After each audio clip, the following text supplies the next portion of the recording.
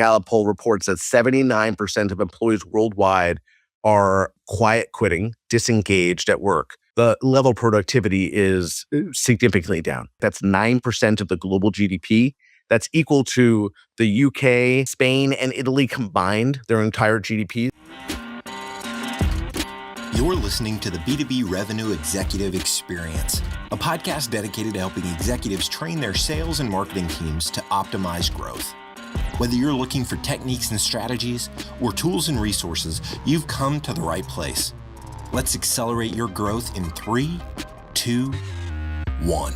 Hello, everyone, and welcome to the B2B Revenue Executive Experience. I'm your host, Corey, and today I'm talking to Stephen Bear. He's a two-time entrepreneur with more than 30 years of experience, spanning gaming, corporate leadership, and entrepreneurship.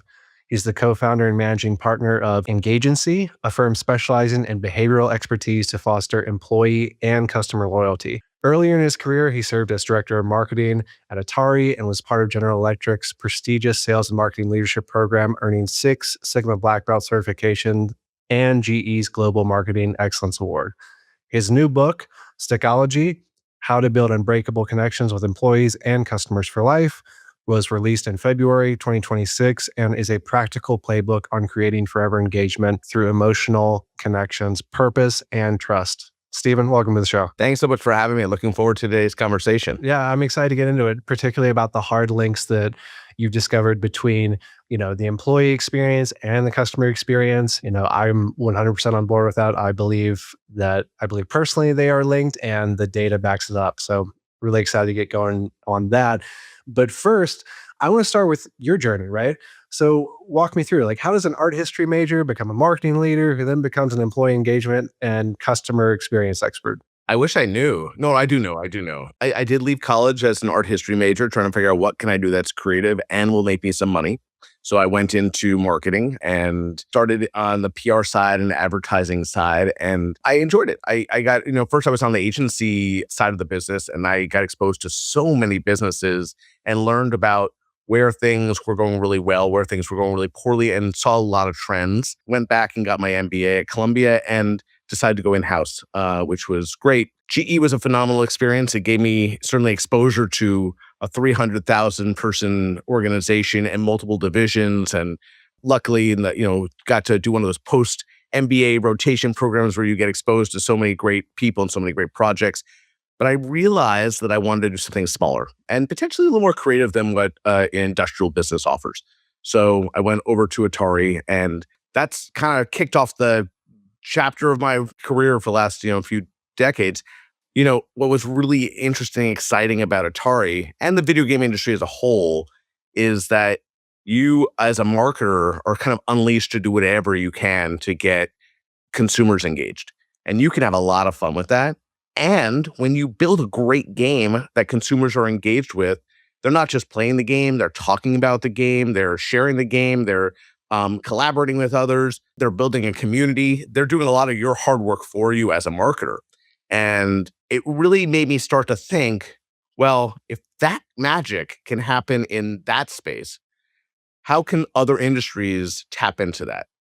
And so I spent the last 2 decades since then really working on trying to figure out how you build that level of engagement both internally with your employees and externally with your customers. And they are so linked. And I'm excited to talk about that today. I think it's a powerful example. I mean, and it answers my next question, which was going to be, what was that particular moment? And it sounds like at Atari, you see these fan bases, these community evangelists sort of creating themselves and then want to bring it in, think about how you bring that in. Yeah, that's a powerful example. Yeah, I mean, that any marketer's dream or any brand's dream, right? Who doesn't want your consumers to be talking about you? And, I think about that a lot, right? Is that I talk about the experience economy in my book, and certainly something I've been talking about at work for years, is if you think about brands, we typically have either fairly positive experiences or fairly negative experiences as brands.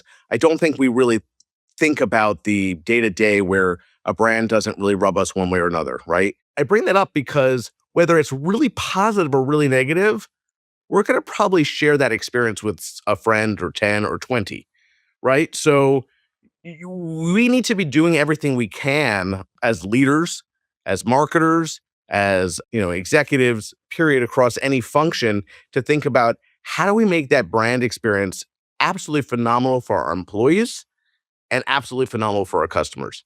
And it's not easy, right? But there's certainly things that tried and true, across different industries. Yeah, no, I absolutely agree. And I was struck by a point that you made on one of your recent LinkedIn posts where you said, leaders who stop managing tasks and start designing experiences see a third of the turnover and 8x more revenue per employee.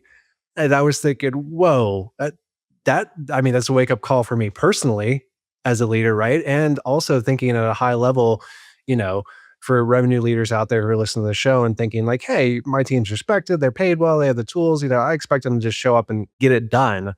It's like that opens a whole nother door in my mind if you're talking 8x more revenue per employee. So can you kind of walk us through where that stat came from and what's behind it? Yeah, so that stat and one more I'll give you in a second come from Great Places to Work study, and that they call out the top 50 organizations that are really practicing those very things, right? The other stat that I often will couple with it from their study is that they are outpacing the S&P by 3.5 times. So if you can have one third of the turnover, 8 times more revenue, and you're beating the market by that much significance, why would you do anything otherwise? And I think that a lot of organizations, they'll take the shortcut, right? They will say, look, ultimately, I need to get this quarter's revenue or I need to get this month's revenue in. I can't focus on my people right now. I just got to get this deal closed. But if you just stop for a moment and you focus on your people, something I focus on a lot is turning managers into coaches. And we'll talk about that hopefully. And servant leadership. I think those two things can be absolutely transformational to most organizations. And the organizations that are on that list really focus on that, consistently across the Yeah, board. yeah. And I think Yeah. that's something we're going to be really aligned on because, at Value Selling, we're a sales methodology and training company. And recently I was working on with some of my clients for their nominations for the Stevie Awards. And almost uniformly across the board, whether, there are companies that are coming off a couple bad years or companies that are coming off in great years and wanted to go even higher, they all had that argument in play, right? There were people that were saying, we got to keep pushing, we can't slow down now. But almost every one of those companies did that. They paused. They looked at, one, like what kind of employee experience are we creating? Are we giving the people like the tools they need to succeed? And also like, how is that translating to the customer experience? And it can be scary, right? You have to slow down, but when you do slow down and hit pause, the opportunity to ramp beyond that is significant. And I think that we could probably all think of different examples of organizations, hopefully, that we've been at where we've seen that in play. I'll start back in my, really early in my career when I was on the agency side as a, young 20-something-year-old. And the CEO of the organization was, at one point 3 or 4 levels above me. And by the time I left, I directly reported into him. But what he did was magical, right? He had, an organization, not huge, maybe about 1,200 employees, but he ran it as a very flat and very entrepreneurial organization where whether you were 20-something years old or 60-something years old, you had the equal say. You could come in with an idea and it would be listened to. And there are lots of organizations that do a phenomenal job of that, on a much larger scale. Salesforce is certainly known for doing a really good job of that, where anyone could present what they believe is a transformational idea to the organization, and it will be received and listened to and considered. And I think that's really important, whether you're a small, medium, or large organization, because you never know where your innovation is going to come from. You never know where your growth is going to come from, or insights that you may not have because you're looking at it with a very different Yep. lens. No, that's an excellent point. And I know we're going to dive into, that more transformational side of things and how the employee experience transitions and filters down to the customer experience. But first, I do want to zero in specifically on the employee side a little bit more. And you've talked a lot about the engagement deficit. How do you define that engagement deficit and why do you believe it's, one of the most overlooked threats to an org today? But first of all, let me quantify what Gallup poll said is an $8.8 trillion deficit, right? Meaning that because, once again, Gallup poll reports that 79% of employees worldwide are quiet quitting, disengaged at work. the level of productivity is significantly down. And to kind of maybe give a sense of to what $8.8 trillion is, right? That's 9% of the global GDP. That's equal to the UK, Spain, and Italy combined, their entire GDPs. So not insignificant, right? Like, and what's getting us there, right? People have every tool at their disposal, but they are really checked out to a large degree. Customers are switching brands, employees are quitting their managers. And I think that's an important point. They're not quitting companies, they're quitting their managers often because they don't feel seen or heard or developed. So, I mean, that's the engagement deficit. You're losing people because you're not putting time or effort into that. On the flip side, we see that the organizations that do are hitting those numbers that we talked about earlier. The, significantly dropped off in turnover, one third, 8 times more revenue per employee, and beating that market by 3.5 times. And it's a corporate mindset of, am I going to spend time on my people? Am I going to develop them? Am I going to really make them feel seen, heard, grown? Or am I going to take shortcuts? And that's where the deficit's coming from. Yeah, it's an excellent point to make. And I think it's really timely right now because we see a lot of businesses continuing to pour billions into AI. And yes, AI is powerful, but we haven't seen a lot of hard returns in many cases on those numbers. And, we see some businesses, axing half their staff overnight in terms of AI, right? So I think there's a real prevailing, I don't want to call it wisdom because I frankly don't think it is, but there's prevailing attitude right now that, hey, we can, it's the whole, we can always do more with less. And now it's a time where people are thinking they can do a whole lot more with less. But what would you say in this moment, like why it's especially vital to, yes, maybe AI can give you advances. Yes, maybe you need some restructuring based on that, but it really does come back to people a lot of the time. And that is sort of the backbone. Yeah. Well, so like everyone else in the corporate world, AI has certainly been front and center for me. And one of the things that I've been working with a lot of our clients is navigating what that means within their organizations. I'm seeing that the organizations that are winning are the ones that are using AI to amplify or to facilitate humanity, but not replace it. And so what do I mean by that?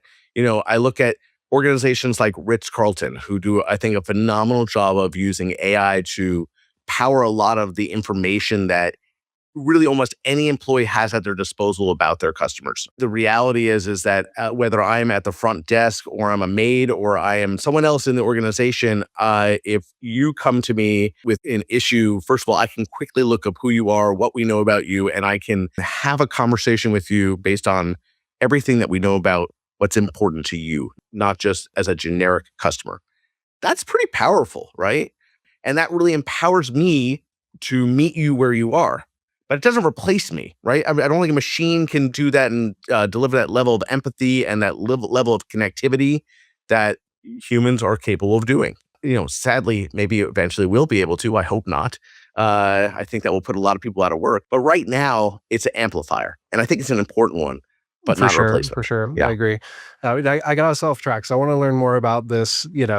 How did you quantify it? Was it 8 trillion? Oh, $8.8 trillion. Yep. That comes from a Gallup poll. Okay. Yeah. And it's phenomenal. Once again, when you just look at the 9% of the global GDP, it's pretty impactful. And so, certainly need to be thinking about how do we avoid that, right? One of the things that I think about is organizations that really connect with their employees see a much greater return overall. And so, I think I often talk about a marketing campaign that Apple had in the early 80s, which was the Think Different campaign. And obviously, in their case, they were targeting consumers. But in many ways, I think that marketing campaign, it could be a playbook for how organizations should be running their internal companies. And so if we remember what the things were was honor individuality, celebrate curiosity, question norms, encourage dissent, and expect breakthrough ideas, right? And if we as managers kind of treated our employee base that way, where we really think about who they are and let them loose and give them agency to be successful in our organizations, there's a lot we see that comes to the surface that would not Yeah. otherwise. You know? Yeah. No, it's definitely an important point. And so I think we've been traveling down the path of the benefits, right? It's so tempting to say, like, hey, we get it right. Here's what it's going to do. We're going to chip away at that deficit. But I suspect that there are many organizations and many leaders out there that are operating in good faith. They might think everything's fine, or they might be running a management playbook, that subconsciously, like, they grew up on, right? It was the management playbook that was implemented on them. And, whether or not they've really critically dived into it, that's kind of what they've moved forward with. And it seems to be working. But what are some of those hidden signs that you do have an engagement deficit going on right now? Yeah, well, so I think when you think about what's the culture feel like, is there a level of toxicity, right? I think that when you think about, are people collaborating? Is there innovation happening, right? What's the morale feel like? And I think those are all really important ones. Is there a sense of micromanagement? Is there a sense of that's not how we do it here, right? Well, okay, maybe that's not how you did it there 5 years ago, but should we reconsider that? I think all those things, right? I think that, so that's the first thing, is thinking about what's the general feeling. And by the way, the general feeling might be very different on the executive level, on the front line. And so I think you need to kind of really look at that carefully and honestly and figure that out. One of the things that I did in writing this book and is focusing on organizations that have done things incredibly well, organizations that do things really poorly, and organizations that have transformed over time. And so, one of the ones that I love to talk about is Microsoft. And I talk about it under the leadership of Steve Ballmer, where they did see that toxic culture, right? There was a lot of competition as opposed to collaboration. There was really slow innovation. Morale was very low. And when Satya Nadella came in, you saw a lot of things change, right? From the top down. You saw collaboration was front and center. There was a huge innovation rebound. It was not just Stephen's success. It was the entire team that Stephen was part of being successful, right? And I think it's important not just talk about all those things that might feel good, but what was the impact on the business? And you saw that, both of them, Steve Ballmer ran the business for about 10 years. Satya Nadella has been running the business for about 10 years right now. And you saw a gigantic spike in those same timeframes, 10 years, of both revenue and profit. And I can give you 5 more examples like that, where that is consistent. If you change the tone and the expectations and the openness to your people to kind of run with it, and you give them agency to do so, and you give them instructions on how to do so, and you coach them along the way, not micromanage, but coach them along the way, you see the gigantic lifts. Absolutely. And I kind of want to dive into the Microsoft example a little bit. So, at a high level, what were some of the symptoms that were immediately identifiable, when that leadership change happened? And then what were some examples of the new playbook that was put into place? I think the big thing was the competition was really big, and this was across the business. A lot of people were pinned against each other. And, if you think about any organization, it's pretty rare that any organization sees a win because of me or you. You typically see an organization because of what we've all done together or what different people have done together. And it's important to recognize that. We think about often the ones who get elevated within organizations, they often get elevated because they're the loudest or the most politically savvy, but they're not doing it themselves. And so that was a big thing that, people were pinned against each other, was very, very competitive. There was a lot of bureaucracy in the organization that was really preventing them from being as innovative as a lot of their competitors were, during Steve Ballmer's watch. And, I think that the biggest thing that Satya Nadella did under his leadership when he first came in was to think about, how do we build an organization focused on collaboration? And how do we build an organization focused on shared success? Every organization has, I think, their own, success components. I think those are the two that are most important under his leadership. And it really did change the culture tremendously. If you talk to people who, spanned both of their leadership, you'll hear that consistently. Yep. And it's such an important point too, because a lot of times, I'm just going to say, for all leaders out there, be mindful of the loudest person in the room. A lot of times. I think that's advice that we all need to hear time and time again. And also, I think that it's easy to confuse collaboration with competition in some environments, and that Yeah, it merits a hard look. I would agree with you on that. Going off that, I think that a lot of leaders also, and I myself have been guilty of this, using engagement and connection interchangeably. But I mean, in the sense that they're very different terms to you. So can you dive into that a little bit more and help us out? Yeah, this is something that I'm really passionate about. So I often will look at connection and engagement, and I'll liken connection to Velcro and engagement to glue. And so what do I mean by that? Velcro sticks really fast. Velcro is super convenient. Velcro works until it's under pressure, and then it splits apart really easily. Glue, it takes more time. It requires chemistry. It holds when things get messy. And so this goes back to what I was talking about earlier, which is like the don't take shortcuts, right? Ultimately, you want to build your business off of engagement. You want that hold, and you want that hold with both your employees and with your customers. And so when I think about both those things, I talk about just starting in the customer space. I talk about connection. I'll give you two examples. Maybe let's look at like the apparel space. Shein, which is a gigantic brand out of China that sells over 6,000 new SKUs. They bring 6,000 new SKUs to the market every day. All right, that's crazy. I don't think any other brand does that, right? And they sell to kids like my teenage daughters, and who will look and get the cheapest, most amazing algorithm, generated design, and have it at her front door within 2 days, for a fraction of what you would pay from anywhere else. And how are they doing that, right? They're connecting with her. They're looking at the way that she's searching things. They're certainly taking all of her data. They're, in some cases presenting things to her that haven't even been designed yet, haven't been, constructed yet. They're using her data, they're using trends, they're using hyper personalization, they're staying consistently in front of her. So that's a lot of connection, right? They're looking at her and they're using technology. Now, I'll contrast that with a different brand. Life is Good, which is a brand that really speaks to me, right? Life is Good is it's a 30-year-old brand that, they basically are focused on lots of, silly little, designs that talk about positivity. It's a message that sticks with me. It's that, different scenarios of their characters stick with me because I can relate to them.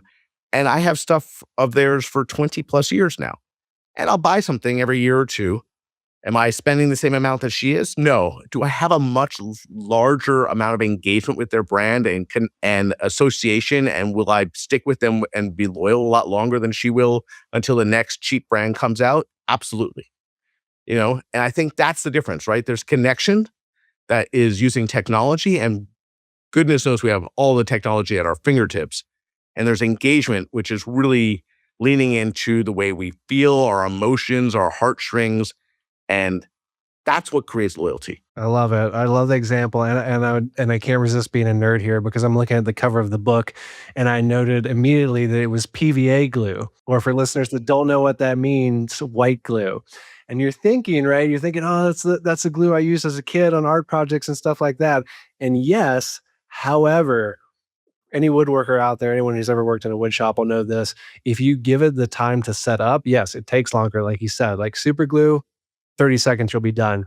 PVA glue, a few hours in some cases. But once it sets, it is so incredibly strong for something that's so cheap, so easy to work with. And it's worth taking the time, right? It's worth the extra few hours, because otherwise you take a shortcut and you're unhappy with how it turns out. Exactly. So, yeah.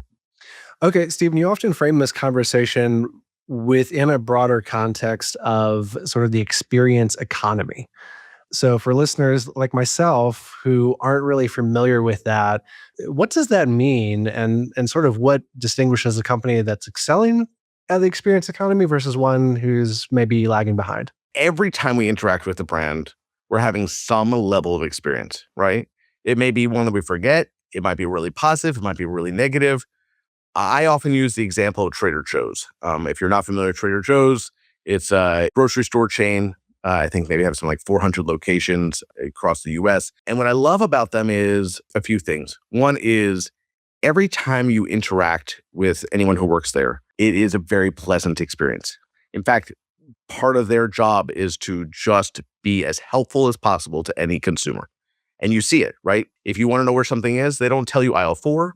They walk you over to aisle 4. They show you the box. They'll tell you about the ingredients versus anything else they have there. If you need them to open it up, they're encouraged to open up the product and show you the product. I mean, like, who gets that anywhere else, right? And by the way, they do it with a Hawaiian shirt and a smile on their face at the same time. And like, that is an experience. That's an experience that makes me want to go back there the next time. There's a story that I was like, this can't be real, but it apparently is because they have it on their site. This was back, maybe about 15 years ago, during a gigantic snowstorm. This 89-year-old in the middle of Pennsylvania was stuck in his apartment, and his daughter called all the grocery stores around to see would anyone deliver some food to him. And the person gets on the phone from Trader Joe's, and they said, well, we don't do that, but yeah, I'll do it. Sure. And, and they kind of talked to, well, what do you want me to get this? And want to get this and get this. And he went and shopped and brought all this stuff, brought it over to the person's house, and the reason I bring that up is the other thing that's phenomenal about Trader Joe's is it's about giving people the agency to do what's right for the customer and giving people the agency to do what's right for the organization. And so that's not in their handbook. Their handbook isn't we deliver or we don't deliver. It is be helpful. And so that's what they're doing. That's the positive experience that you have there.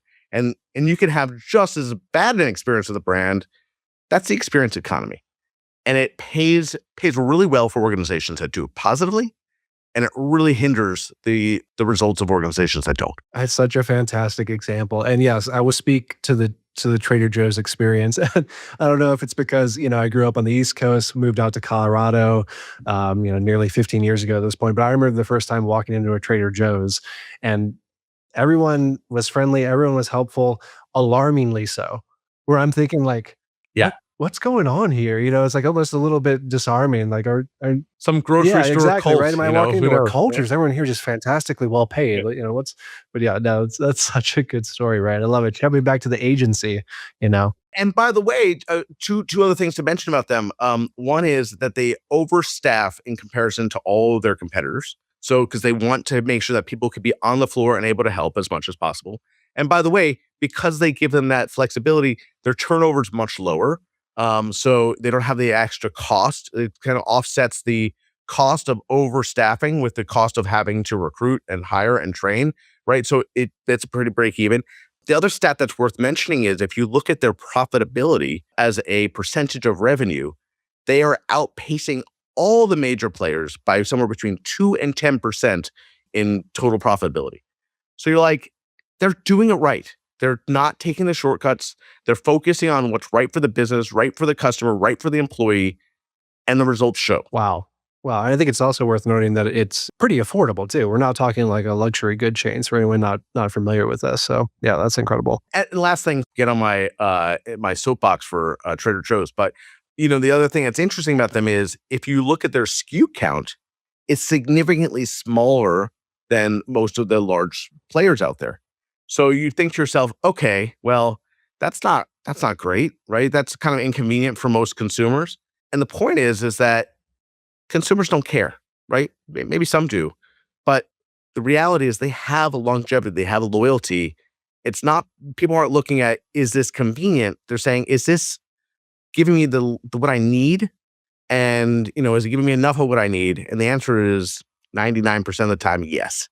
And that's what every brand wants. Yep. I mean, right? that goes back to some classic marketing advice that I think a lot of marketers forget, myself included, is that, you don't always have to have something new to talk about. Sometimes it's equally, if not more effective, to just talk more loudly about the one thing that you do exceptionally well.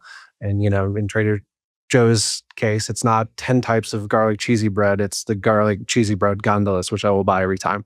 But anyway, so getting back to this employee engagement versus the customer engagement sort of dichotomy there, Stephen, you've often argued that you need to start with the employees and then that will translate to the customer experience. Why is that? Look, when we engage with any brand, let's take Trader Joe's as an example again.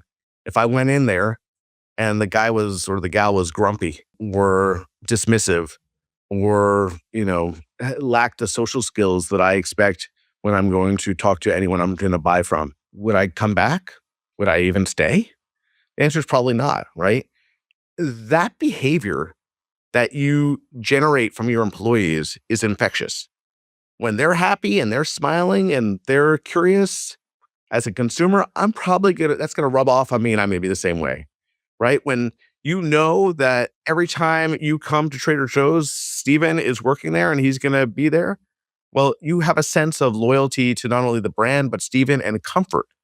And so it absolutely starts with making sure that your employees are where they need to be emotionally and are able to deliver that personality and sense of invitation to your consumers.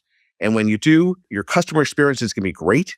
It's going to have great business results. And you got to reinvest that right back into your employees because that cycle, that engagement cycle is critical to any business. It's such an excellent point. And, it's something that we often say a lot of times is like the interaction, like you said, most of the time it happens with a customer service person, it happens with a salesperson, right? Is that's the customer's experience of your brand, right? Sales is so much the ambassador for your brand in many cases. So, one, that's going to, fundamentally change how the customer experiences your brand. And also, depending on that interaction, I think you're kind of like training the customer in a way. If the salesperson, if you operate down a traditional path, you're going to negotiate hard, there's going to be discount and all this, you're training the customer to come back and do that same thing at renewal. 100%. 100%. And by the way, if you think about, who is front and center to your customer, some organizations, it's everybody, right? So, I go back to the Ritz-Carlton example that we were talking about earlier. Whether you are a maid, whether you're in concierge, whether you are a manager, you are able to offer the customer up to $2,000 to address any issue that they're experiencing without going to your manager. And so it's ingrained in our organization that we want this customer experience to be amazing.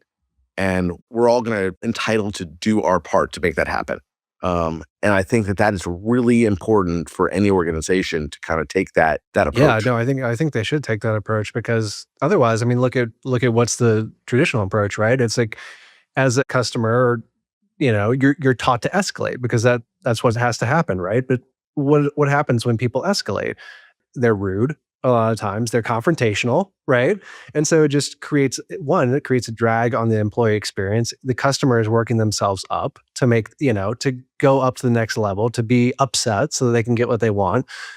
However, like you just said, if you took care of it right there, if it was easy, that's just easy for everyone. It makes sense. And not only is it easy for everyone, but going back to kind of the, experience economy, right? If I have a bad experience and something goes wrong and the maid tells me, I will make sure that $2,000 is taken off your bill. Am I going to keep that to myself? Or am I going to probably tell 10 friends or family members, this is why I go there. I expect excellence. Something went wrong. They took care of it. And I didn't have to even talk to 10 levels. I said it to one person and it was addressed. And I think that is what people expect more and more in today's economy, is they expect to be pampered. They expect to be taken care of. If you want their loyalty, you need to do right by them early and often. Absolutely. Yep. Couldn't agree more. Okay, Steven, as we move toward the end of the show, there are 2 questions we ask every guest. And the first one is, we're recording this in March of 2026.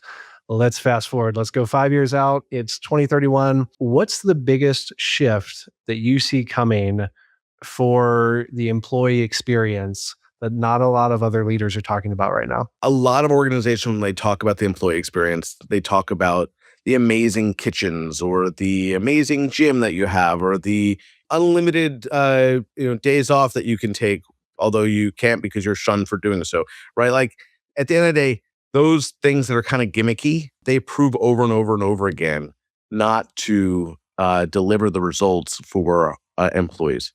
And so whether I see this coming or I hope this is coming, it's really more of a hope, is that more organizations will see that it's less about, having an incredible cappuccino maker, but more about having incredible managers. And I'll even change that to say incredible coaches, Gary Ridge, who is the now former CEO and chairman emeritus of WD-40, talks about changing all managers into coaches. One of the things that we see is that 60% of new managers fail and move out of that role within 2 years across industries. And, this is for a variety of reasons, but we're seeing that they're insufficiently trained, they have lack of leadership skills, they have the inability to delegate, poor emotional intelligence, all the above, right?